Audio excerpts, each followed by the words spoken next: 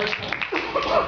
We're in the middle of our program, and tonight we have two pictures by the ubiquitous Roger Corman. Without whom I wouldn't be standing here, and half of Hollywood would be out of work. For Roger.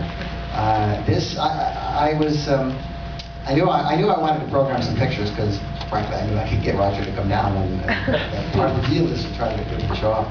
And I wanted to run Tomb of Ligeia because I had this printed when a friend of mine was making RoboCop at Orion, which owns the AIP pictures, and we said, well, you know, we got to print make this because it's very hard to see this picture and you can see the updated print.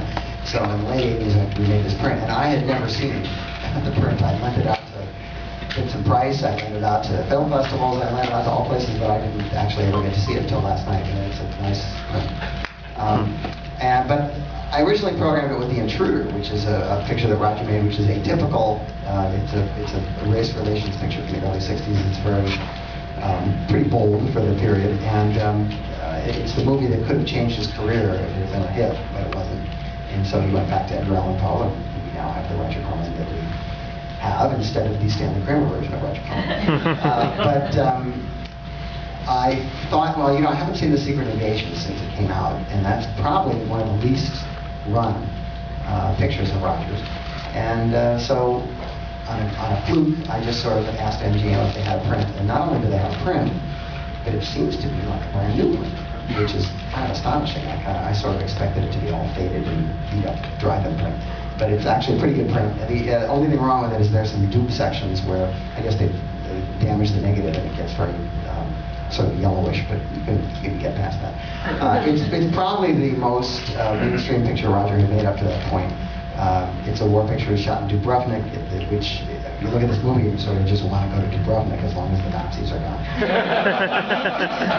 But it's the Dirty Dozen before there was the Dirty Dozen. And in fact, Roger had sort of used that plot in a Western in 1955 called Five Guns West, which is, you know, the old canard that guys who are going to be executed unless they agree to go on a mission. And it's got a good cast, and it's a lot of fun. It's not a great movie, but it's a lot of fun, and it's well produced. And Roger will be here afterward to talk about that and Tomb of Ligeia, which is one of my favorite Poe pictures.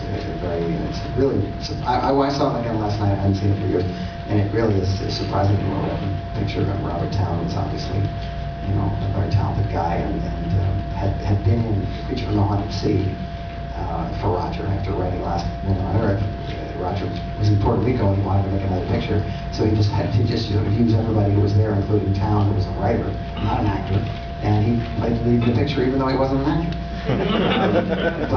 Anyway, and there's the usual assortment of bizarre trailers. Mostly Indian Andorran movies. You'll see all your favorites, Hans Hall and Indian Andorran. When the picture's over, I'll be back with Roger. So, have a good time.